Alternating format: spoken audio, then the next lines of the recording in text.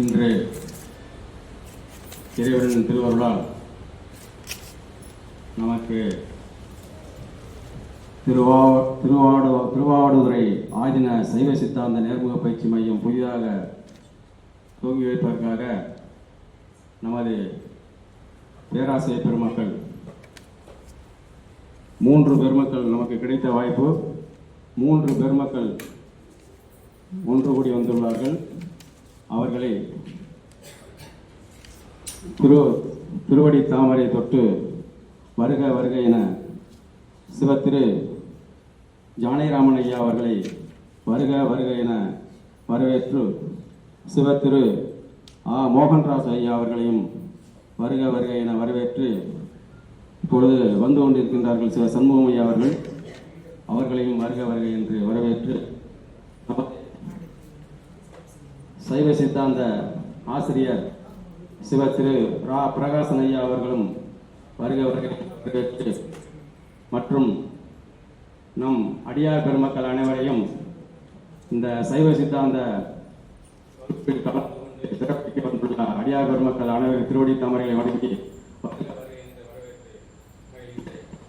நன்றி, வணக்கம்.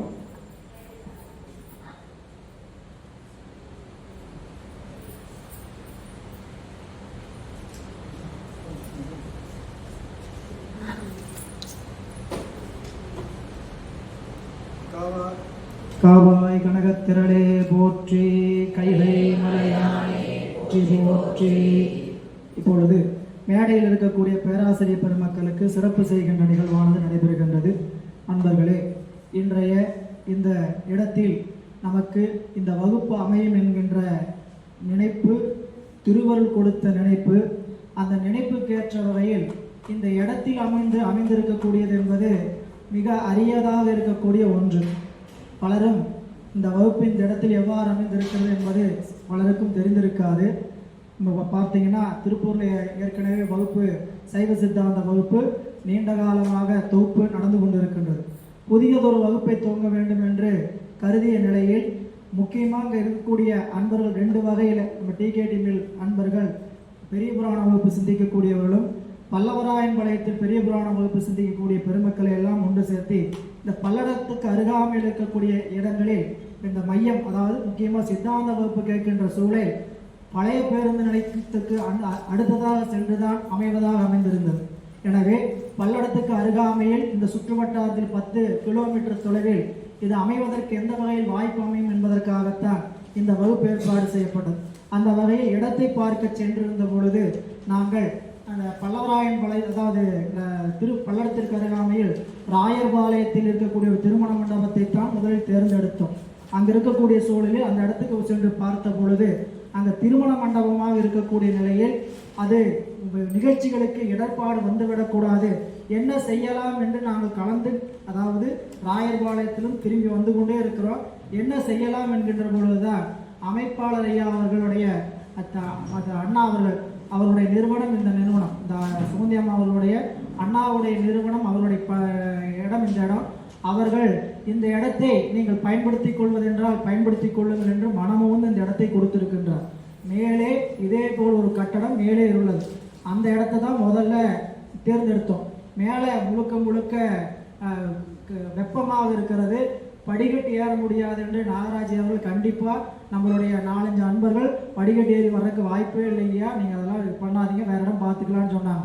அப்படி சொல்லுகின்ற பொழுது கீழே இறங்கும் பொழுது இந்த இடம் முதலில் என்ன சூழல் இருந்ததுன்னு பார்த்தீங்கன்னா இன்னும் ஆச்சரியப்படும். போன வாரம் இந்த இடத்துல பழைய இயந்திரங்கள் அடைத்து வைக்கப்பட்டிருந்த இடம் இந்த இடம், சரிங்களா? கிட்டத்தட்ட ஒரு வாரத்தில் இந்த இடத்தை சுத்தம் செய்து வெள்ளை அடித்து இங்கே எலக்ட்ரீஷியன் வேலை பார்த்து அவ்வளவு முழு மூச்சாக இறங்கியவர்கள் அவர் சுகந்தியம்மாவுடைய அண்ணா அவர்கள் தான். அவர்களுக்குத்தான் இந்த இடத்துல முக்கியமாக நன்றியை சொல்ல வேண்டும் அன்பர்கள். எனவே குறிப்பாக சொல்லணும்னா, காலையில் இந்த மேலே இருக்கக்கூடிய திருக்கைலாய இடம், இந்த சுவாமி வந்திருக்கிறார் இல்லைங்களா, இது காலையில் 11 மணிக்கு தோன்றிய சிந்தனை, சரிங்களா? நாங்கள் இந்த படத்தை வச்சு ஆரம்பிச்சிடலாம் அப்படின்னு சொல்லி இவ்வளோதான் நினச்சோம். காலையில் 11 மணிக்கு மேலே அந்த இடத்துல ஏதாவது வச்சா நல்லா இருக்குங்க ஐயா அப்படின்னு சொன்னார். 11 மணிக்கு சொல்லி 11 மணிலேருந்து வேலை பார்த்து கடைசியாக 3:30 மணிக்கு கொண்டு வந்து இப்படி அமைந்திருக்கிறது. இது அத்தனையும் அவருடைய சிந்தனையில் திருவருள் உணர்த்தியது. இதற்கெல்லாம் காரணம் திருவருள் நம்மளுடைய அறிவுக்கு துணை நின்று அருள் செய்கிறது என்பதுதான். எனவே முறையாக இப்பொழுது வரவேற்புரை நிகழ்வு பெற்றதில் மேடையில் இருக்கக்கூடிய ஆசிரியர் பெருமக்களுக்கும் சிறப்பு செய்கின்ற நிலைவான் நடைபெறுகின்றது.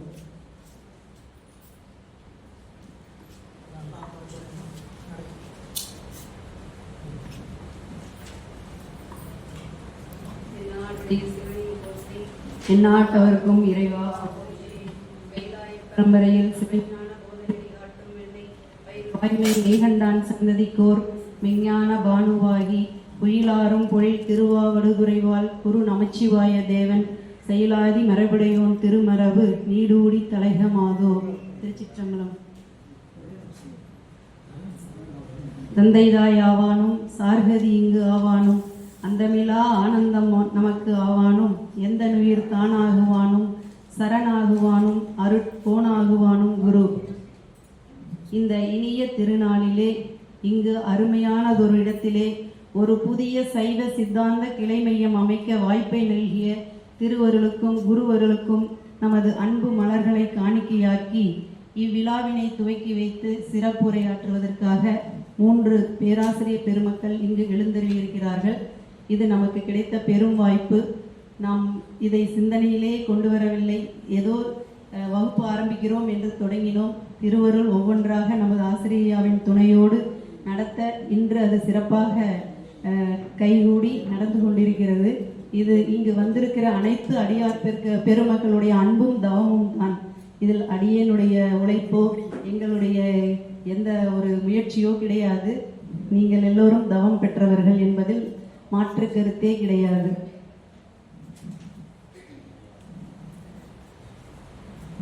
முதலில் நமது ஞானாசிரியர் சிவத்திரு மோகன்ராஜ் ஐயா அவர்களுக்கு பொன்னாடை போத்தி சிறப்பிக்க, மோகன்ராஜ் ஐயா அவர்களுக்கு பொன்னாடை போத்தி சிறப்பிக்க இந்த நிறுவனத்தை வழிநடத்தி கொண்டிருக்கும் திரு பழனிசாமி, இந்த பெரிய புராண வகுப்பின் அமைப்பாளர் திரு நாகராஜ் ஐயா அவர்களை அன்போடு அழைக்கிறேன்.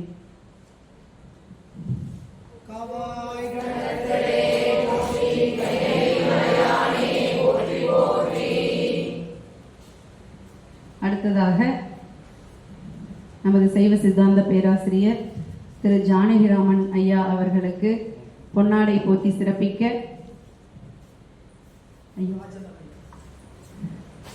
ராயர்பாளையம் பல்லடத்திற்கு அருகிலுள்ள ராயர்பாளையத்தை சேர்ந்த திரு ராஜேந்திரன் ஐயா அவர்களை அன்போடு அழைக்கிறேன்.